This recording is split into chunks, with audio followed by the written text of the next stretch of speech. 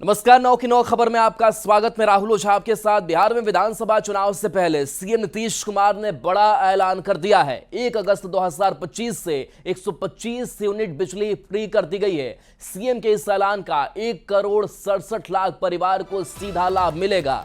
नीतीश सरकार के इस फैसले से घरेलू उपभोक्ताओं को बड़ी राहत मिलेगी।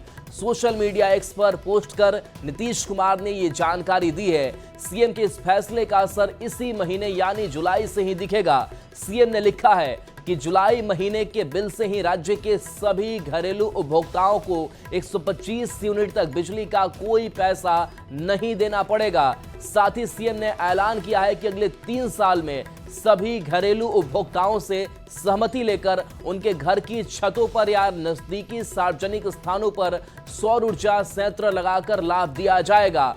कुटीर ज्योति योजना के तहत जो अत्यंत निर्धन परिवार होंगे उनके लिए सौर ऊर्जा संयंत्र लगाने के लिए पूरा खर्च राज्य सरकार करेगी और शेष के लिए भी सरकार उचित सहयोग करेगी। तो देखिए, जो पोस्ट नीतीश कुमार ने किया है उस पोस्ट पर एक नजर डाल लेते हैं कि अब हमने तय कर दिया है कि अगस्त 2025 यानी जुलाई के बिल से ही ये आपको बिजली फ्री मिलनी शुरू हो जाएगी। राज्य के सभी घरेलू उपभोक्ताओं को 125 यूनिट तक बिजली का कोई पैसा नहीं देना होगा। इससे राज्य की कुल 1,67,00,000 परिवारों को लाभ होगा। हमने यह भी तय किया है कि अगले 3 वर्षों में इन सभी घरेलू उपभोक्ताओं से सहमति लेकर उनके घर की छतों पर या फिर नजदीकी हम लोग शुरू से ही सस्ती दरों पर सभी को बिजली उपलब्ध करा रहे हैं। तो देखिए, चाहे वो सोलर एनर्जी की बात हो, फ्री बिजली की बात हो, और ये बड़ा ऐलान, बड़ी घोषणा मुख्यमंत्री नीतीश कुमार की तरफ से 125 यूनिट आपको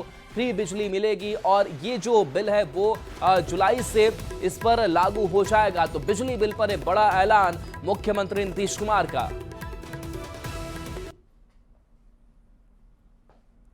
माननीय मुख्यमंत्री नीतीश कुमार जी का यह निर्णय कि घरेलू उपभोक्ताओं को किसी भी जाति और धर्म के लोग हों 125 यूनिट तक बिजली निःशुल्क, सबसे महंगी बिजली हम खरीदते हैं, सब्सिडी देते हैं, हम घोषणा नहीं अमल करते हैं। चूंकि हम निश्चय की सरकार के हैं तो यह बड़ा बदलाव समाज के जो अति पिछड़ा तबका है, दलित है, अल्पसंख्यक है, जो जीवन की चुनौतियों से जूझते हैं, उनके घर से तो लालटेन हटा ही दिया था। अब बिजली का अधिभार उन पर पड़ रहा था, उसमें भी सरकार ने यह निर्णय लिया 125 यूनिट तक बिजली हम निःशुल्क देंगे। तो हम समझते हैं कि सामाजिक बदलाव की एक ऐसी पटकथा होगी जिसमें हमारी नई पीढ़ी के लोग, जो बच्चे हैं, वो पढ़ाई भी निर्विघ्न तरीके से करेंगे, उनके परिवार के ऊपर कोई अधिभार नहीं पड़ेगा। तो आइए इस बिहार के नव निर्माण में नीतीश कुमार जी का ये मास्टर स्ट्रोक वैसे लोगों को जो लालटेन जलाना चाहते थे उनको 33,000 वोल्ट का राजनीतिक करंट लगा और बिहार की जनता सुकून महसूस की। तो देखिए, जेडीयू के मुख्य प्रवक्ता है नीरज कुमार, उन्होंने भी कहा है कि हम सिर्फ ऐलान नहीं करते, घोषणा नहीं करते, बल्कि अमल भी करते हैं। और जाहिर सी बात है कि अब लोगों के खर्चों में कमी आएगी। गांव-गांव तक नीतीश सरकार ने बिजली पहुंचा दी है और अब इसकी मांग भी हो रही थी। और देखिए, लिखा भी है कि हमने तय कर दिया है कि 1 अगस्त 2025 से आपको 125 यूनिट तक बिजली का कोई पैसा नहीं देना होगा और इससे राज्य की कुल 1,67,00,000 परिवारों को लाभ होगा। और हमने यह भी अगले 3 वर्षों में इन सभी घरेलू उपभोक्ताओं से सहमति लेकर उनके घर की छतों पर या फिर जो बाकी नजदीकी जगह है वहां पर सोलर एनर्जी लगाएंगे। और हम लोग शुरू से ही सस्ती दरों पर सभी को बिजली उपलब्ध करा रहे हैं। लेकिन अब बड़ी घोषणा, बड़ा ऐलान मुख्यमंत्री नीतीश कुमार की तरफ से 125 यूनिट बिजली फ्री। तेजस्वी यादव जैसा नेता प्रतिपक्ष अगर बिहार में है तो नीतीश कुमार को झुकना ही पड़ेगा। झुकती है सरकार, झुकाने वाला चाहिए। ये ताकत विपक्ष के नेता तेजस्वी जी के संकल्पों में है, उनके प्रणों में है। 200 यूनिट बिजली फ्री का प्रण और घोषणा नीतीश कुमार जी को तेजस्वी जी के पीठ पर नाक रगड़ने पर मजबूर किया। अभी और इंतजार करिए, माई बहन मार योजना भी लागू इनसे करवाए। राज्य में अगले 3 वर्षों में एक अनुमान के अनुसार 10,000 मेगावाट तक सौर ऊर्जा उपलब्ध हो जाएगी।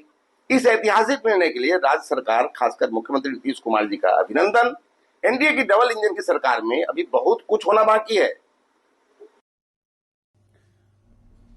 आज बिहार को मुख्यमंत्री नीतीश कुमार जी ने एक शानदार तोहफा दे दिया है। 125 यूनिट बिजली तक खर्च करने पर कोई शुल्क उपभोक्ताओं को अब देना नहीं होगा और निसंदेह 1,67,00,000 उपभोक्ताओं के लिए ये एक बड़ा उपहार है और इससे उनके मासिक व्यय में एक बड़ी कटौती भी संभव हो पाएगी।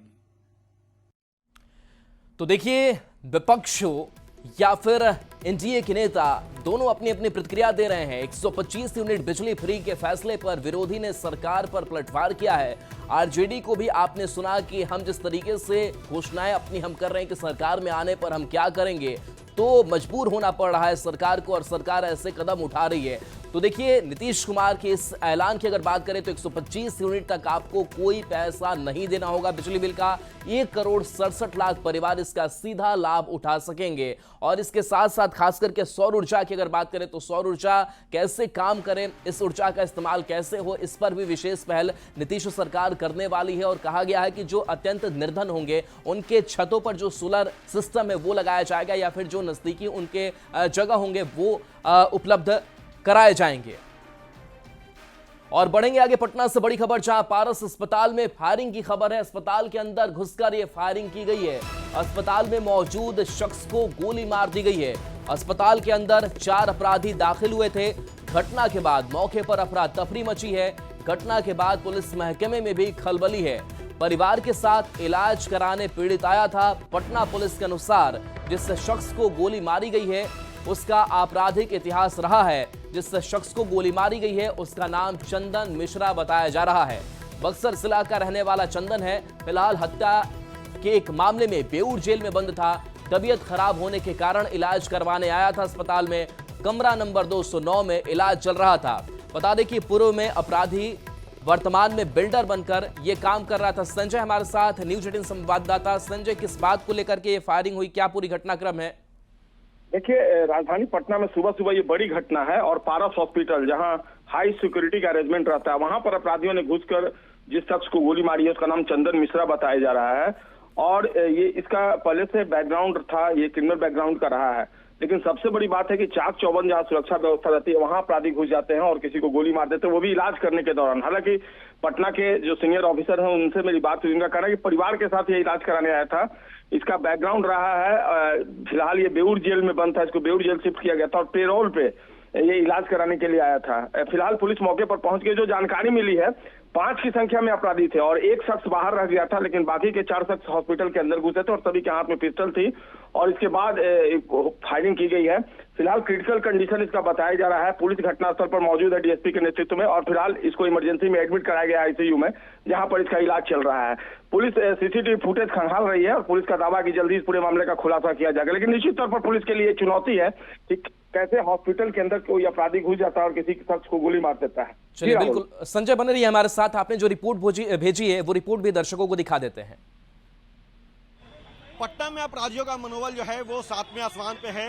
लगातार हत्या का दौर जो है वो जारी है। हालांकि पुलिस मुख्यालय की तरफ से यह दावा किया जा रहा है कि अपराधियों की गिरफ्तारी लगातार की जा रही है और कार्रवाई की जा रही है। लेकिन बताते चले कि बीती रात पारस अस्पताल, यहाँ देख सकते हैं पारस HMRI अस्पताल है और यहाँ पे जो है अपराधी घुस कर के 4 अपराधी जो थे वो हथियारबंद थे और सभी जो है यहाँ पे घुस कर के कमरा संख्या 209 में चंदन मिश्रा नामक एक जो है व्यक्ति इलाजरत था और हत्या का मुकदमा उस पर था। 10 के करीब जो है हत्या का मुकदमा है और बक्सर जिले का वो कुख्यात दुर्दांत अपराधी था और फिलहाल बेऊर जेल में वो बंद था और पेरोल पे वो बाहर आया था।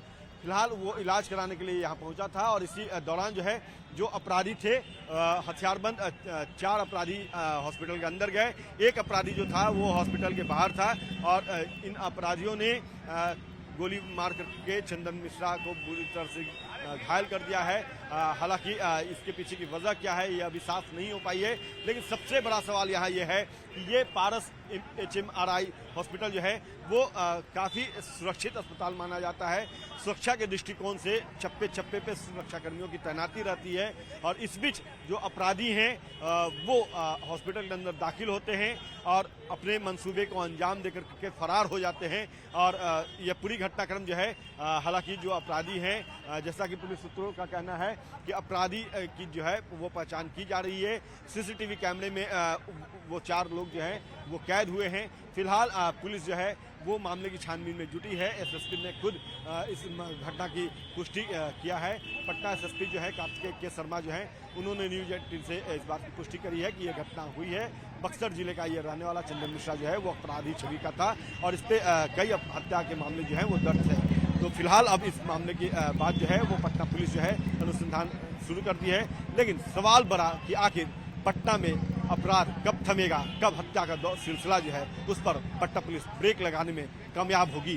कैमरा पर्सन अजय दुबे के साथ अमित कुमार, न्यूज़ 18 पटना। तो देखिए ये हमने ग्राउंड रिपोर्ट देखी और सबसे बड़ा सवाल यही है कि सुरक्षित स्थान माना जाता है पारस हॉस्पिटल या फिर कह सकते हैं कि उपौष इलाका है पूरा, और वहां पर अपराधी का पहुंचना एक नहीं 4-4 की संख्या में पहुंचते हैं। एक बाहर खड़ा रहता है और घर के माफ कीजिएगा हॉस्पिटल के अंदर घुस करके इस वारदात को अंजाम दिया जाता है। अमित हमारे साथ न्यूज़ 18 संवाददाता लाइव जुड़ गए हैं। अमित, आप जो तस्वीरें दिखा रहे थे, लेकिन सवाल वही कि सुरक्षा वहां पर इतना रहता है, गार्ड की मौजूदगी होती है, लेकिन उतने सुरक्षा घेरों को पार करते हुए अपराधी पहुंचते हैं, गोली मारकर आराम से फरार हो जाते हैं। अभी ग्राउंड से और क्या तस्वीर है वहां से? देखिए बिल्कुल यहाँ पे अभी IG और SSP पहुंचे हैं। जितेंद्र राणा जो है वो पहुंचे हैं और SSP अपनी टीम के साथ यहाँ पहुंचे हैं और यहाँ देख सकते हैं कि पूरे तौर पे जो अस्पताल है वो पुलिसकर्मियों से छावनी के तरफ वो तब्दील हो गया है और ये अस्पताल है। और जो बताया जा रहा है कि 4 के संख्या में जो अपराधी थे, हथियारबंद अपराधी, वो अस्पताल के अंदर दाखिल हुए और 209 नंबर कमरे में जो इलाजरत व्यक्ति था, हालांकि वो भी अपराधी प्रवृत्ति का बताया जा रहा है। बक्सर में 10 के करीब हत्या के मुकदमे उस पर दर्ज है। चंदन मिश्रा नाम है और वो बेउर जेल में बंद था, पेरोल पे बाहर आया था और इलाज करवाने के लिए वो पारस अस्पताल पहुंचा था। और इसी बात की भनक सूचना जो है, जानकारी जो है वो दूसरे गैंग के लोग संभवतः हो सकते हैं उन्हें मिली और वो यहाँ धमके और फिर यहाँ अपनी प्लानिंग के तहत आए हथियार लेकर के और गोलीबारी किया चंदन के ऊपर। फिलहाल कहा जा रहा है कि चंदन की हालत बहुत ही नाजुक है। जो डॉक्टर्स हैं वो इलाज कर रहे हैं। दूसरी तरफ पटना पुलिस के IG और जो SSP हैं वो CCTV का आकलन कर रहे हैं। तो पूरे तौर पे कह सकते हैं कि पुलिस अपना अनुसंधान कर रही है, लेकिन सबसे बड़ा सवाल ये है कि आखिर पटना को हुआ क्या। और इतने बड़े अस्पताल में जो काफ़ी सुरक्षित माना जाता है, चारों तरफ CCTV कैमरे लगे हैं, सुरक्षा प्रहरी जो है वो चप्पे चप्पे पे मुस्तैद रहता है, फिर भी अपराधी आते हैं और अपने मंसूबे को अंजाम देकर के फरार हो गए हैं। तो जाहिर सी बात है कि पुलिस के लिए, पटना पुलिस के लिए और अस्पताल प्रबंधक दोनों के लिए एक बड़ी चुनौती है कि किस तरह से अपराधी दाखिल हुए और कौन वो अपराधी थे ये पता लगाना अब पटना पुलिस का काम है। दूसरी तरफ ये भी बताते चलें कि चंदन जो है वो दुर्दांत था, हिस्ट्री सीटर था और उसकी गिरफ्तारी हाल ही में हुई थी और फिर वो बेउर जेल में बंद था, लेकिन इलाज करवाने के लिए पेरोल पे बाहर आया और अभी उसकी जो है गोली मारी गई है उसे और उसकी हालत जो है वो काफ़ी नाजुक बनी हुई है। जी जितेंद्र राणा अस्पताल पहुंचे हैं, CCTV फुटेज भी खंगाला जा रहा है, कुछ सुराग अब तक मिल पाए या फिर जो घायल चंदन है उसके कुछ परिवार वाले बता पा रहे हैं? देखिए चंदन के परिवार वाले अंदर ही हैं, वो साथ में आए थे। हालांकि परिवार के लोग जो हैं वो फिलहाल मीडिया से बात नहीं कर रहे हैं। जहां तक IG और SSP की बात करें तो वो भी गाड़ी से आए, अंदर चले गए सीधे। मीडिया से उन्होंने कोई संवाद नहीं किया, कोई बातें उन्होंने नहीं बताई। हालांकि आधिकारिक रूप से SSP ने न्यूज़ 18 को ये जानकारी दे दी थी कि घटना हुई है, पुष्टि की थी घटना की। और फिलहाल अनुसंधान जो है वो दोनों शीर्ष अधिकारी जो है वो अपने स्तर से कर रहे हैं। जब वो बाहर आएंगे तो उनका वर्डिक्ट जो होगा, ऑफिशियली वर्डिक्ट, वो भी हम लेंगे। चलिए बिल्कुल, थोड़ा इंतजार करना होगा कि पुलिस ऑफिशियल बयान क्या देती है इस पूरे मामले में। बहुत बहुत शुक्रिया इस अपडेट के लिए आपका। बढ़ेंगे आगे और दानापुर से इस बीच बड़ी खबर, जहां घर के पास युवक की हत्या हो गई है, धारदार हथियार से युवक की हत्या की गई है। पुलिस मामले की जांच में जुटी हुई है। शाहपुर थाना क्षेत्र का यह मामला सामने आया तो घर के पास युवक की हत्या की जाती है। धारदार हथियार से युवक की हत्या हुई है। अब पुलिस मामले की तफ्तीश में जुटी हुई है। शाहपुर थाना क्षेत्र का यह मामला सामने आया है। तो देखिए, दानापुर से बड़ी खबर है, जहां पर घर के पास युवक की हत्या कर दी गई। धारदार हथियार से हत्याकांड को अंजाम दिया गया। अमरजीत हमारे साथ न्यूज 18 संवाददाता जुड़ गए हैं। अमरजीत, हत्याकांड को लेकर के अपडेट क्या आपके पास? ये देखिए, पुलिस पहुंची है, अभी एफएसएल की टीम भी पहुंची है और पूरे मामले की तफ्तीश कर रही है। जिस तरह से जो है शिवम उर्फ बंटी की हत्या की गई है, उससे यही लगता है कि कोई नजदीकी व्यक्ति है जिसे जो है तेज धारदार हथियार से सर पर वार किया है। 2-3 बार जो है वार किया हुआ दिखाई दे रहा है और जिस तरह से पुलिस जो है जांच कर रही है उससे जो है यही अभी फिलहाल जो है जिस तरह से लगता है कि कोई जो है अपने ही बुला करके हत्या किया है, जिसकी पुलिस जांच कर रही है। फोन की भी जांच कर रही है। साथ ही जो ग्रामीण जो है कह रहे हैं और जो उनके दादा कह रहे हैं कि कल वो दानापुर के चित्रकूट नगर से जो है घर पर अपने हथियाकंद सराय आया था और यहाँ आने के बाद शाम में जो है खाना खाने के बाद चार्ज में फोन लगाने के लिए कहा और उसके बाद जो है वो बाहर चला गया और उसके बाद लौट कर नहीं आया। सुबह में लोगों ने देखा कि खून से लथपथ उसी के दरवाजे के सामने जो है उसका शव पड़ा हुआ है और तब जाकर के परिजनों को सूचना दिया। परिजनों में चित्कार मच गई, पुलिस को सूचना दी गई, पुलिस आई और उसके बाद जो है फिलहाल जो है शिनाख्त कर रही है, जांच कर रही है, जो मामले की जो है पूरी तफ्तीश कर रही है। जी चलिए, शुक्रिया इस अपडेट के लिए आपका। बिहार में बड़े अपराध और हत्या की वारदात के बाद पुलिस मुख्यालय ने शूटर सेल बनाने का फैसला लिया है। बिहार पुलिस ने शूटर सेल का गठन कर दिया है, यानी अब अपराधियों का डेटा पुलिस के पास रहेगा और अपराधियों की खैर नहीं होगी। बिहार में अब नहीं बचेंगे अपराधी, पुलिस ने बनाया शूटर सेल। जानकारी के आधार पर होगी बड़ी कार्रवाई। बिहार में अब अपराधियों की खैर नहीं, चुन चुन कर मारे जाएंगे बदमाश, क्योंकि बिहार पुलिस ने शूटर सेल बनाने का फैसला लिया है। इस बात की जानकारी खुद एडीजी एसटीएफ कुंदन कृष्णन ने दी है। एक नया सेल इसी माह हम लोग गठन किए हैं। वो सेल का काम होगा कि जितने पूर्व के शूटर्स हैं, कॉन्ट्रैक्ट किलर्स, सुपारी जो लेते हैं मारते हैं, वो ऐसे लोगों का डाटा बैंक बनाएंगे और उन पर निगरानी रखेंगे। इस फैसले के तहत पुलिस मुख्यालय सभी जिलों से शूटर का डेटा मंगवा रहा है और इस जानकारी के आधार पर जबरदस्त कार्रवाई की तैयारी है। जेल से छूटने के बाद भी वो क्या कर रहे हैं, क्या नहीं कर रहे हैं, डोजेज उनकी रहेगी और हम शेयर करेंगे हर जिला से, या जिला से भी अनुरोध करेंगे कि इन पर निगरानी रखें। हाल के दिनों में हुए अपराध, खासकर पटना में कारोबारी गोपाल खेमका हत्याकांड के बाद बिहार पुलिस पर सवाल खड़े किए जा रहे हैं, जिसे देखते हुए बिहार पुलिस ने शूटर सेल बनाने का फैसला किया है। यानी अब अपराधियों की कुंडली पुलिस के पास होगी और कुछ भी गड़बड़ हुआ तो बदमाशों के ग्रह नक्षत्र पुलिस खराब कर डालेगी। न्यूज 18 के लिए पटना से अमित कुमार के साथ ब्यूरो रिपोर्ट।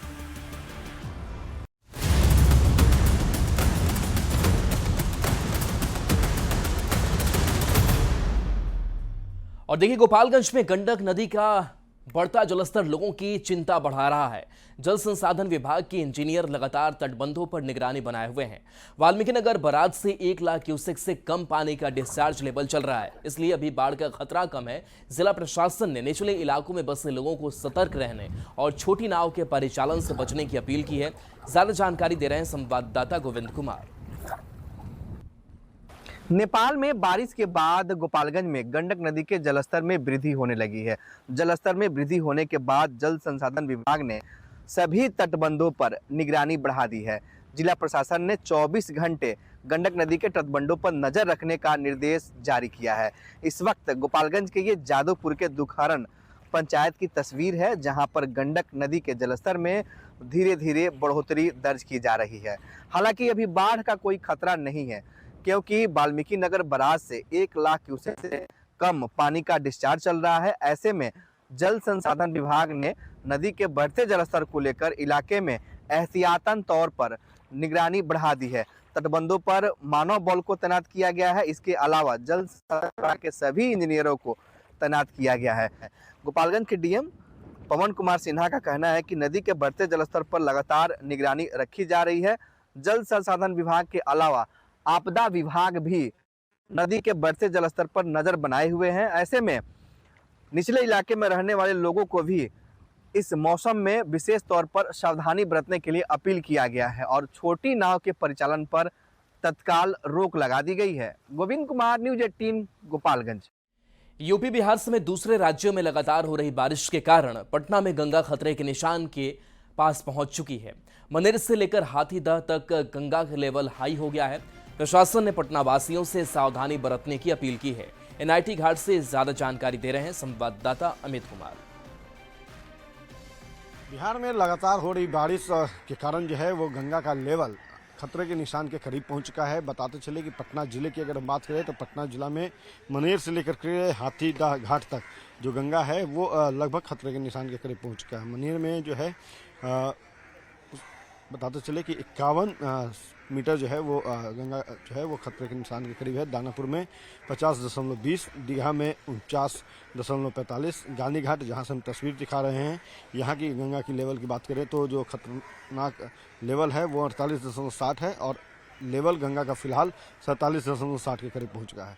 बंगा घाट की बात करें तो यहाँ जो है खतरनाक श्रेणी जो है वो 48 सेंटीमीटर का है और यहाँ पे 47 सेंटीमीटर के करीब जो है वो गंगा उफान पे है। हाथीदह में 41.76 है खतरे का निशान और यहाँ पे 40.76 जो है वो लेवल पहुँच चुका है गंगा का। तो इसको देखते हुए लगातार जिला प्रशासन जो है वो भी सक्रिय है। एनडीआरएफ और एसडीआरएफ की टीमें जो है वो तैनात कर दी गई है गंगा तटों पे और लोगों से भी जिला प्रशासन लगातार ये अपील कर रहा है कि आप गंगा का जो लेवल है वो लगातार खतरे के निशान से ऊपर बह रही है तो करीब पहुँच रही है।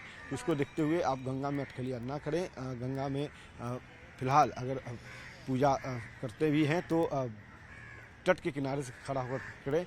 बच्चे को खास तौर पे गंगा में न जाने दें। तो ये तमाम अपील जो है वो जिला प्रशासन की तरफ से की जा रही है और जो जानकारी मिली है उसके मुताबिक अगले 48 घंटे के बाद गंगा का लेवल जो है वो खतरे के निशान के लगभग करीब पहुंच जाएगा। कैमरा पर्सन अजय दुबे के साथ अमित कुमार, न्यूज़ 18 पटना। और चलिए न्यूज़ 18 बिहार झारखंड पर खबरें आपके लिए लगातार जारी हैं।